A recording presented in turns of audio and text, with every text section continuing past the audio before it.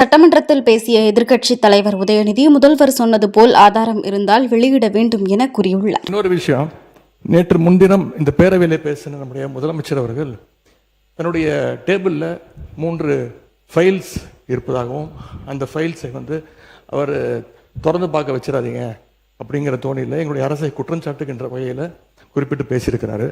அந்த ஃபைல்ஸை நாங்கள் கேட்டுக்கொள்வது, தயவு செய்து அவர் திறந்து பார்க்க வேண்டும், அதன் மீது அவர் ஆக்ஷன் எடுக்க வேண்டும்.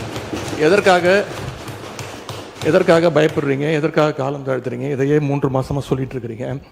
ஜோசியக்கார சொன்னாதான் அந்த ஃபைல் திறந்து பார்ப்பீங்களா? நல்ல நேரம் அதை பார்த்துட்டு இருக்கீங்களா?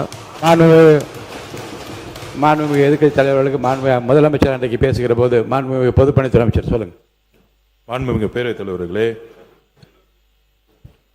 நம்மளுடைய மூத்த உறுப்பினர் ஃபர்ஸ்ட் 2 நாளுக்கு முன்னாடி சொன்னாரு, நாங்கள் முதலமைச்சர் சொல்லும் போது நாங்க மிசாவையே பார்த்த இயக்கம்னு. நீங்க மிசாவையே பார்த்த இயக்கம் தான், ஆனால் மிசாவையே பார்த்த திமுக இயக்கத்தை தனி பெரும் கட்சியாக எங்களோட தலைவர் வெற்றி பெற்று இந்த தேர்தலில் தாவேக்கான என்னன்னு காமிச்சிருக்கோம். அதனால எங்களுக்கு எந்த பயமும் கிடையாது.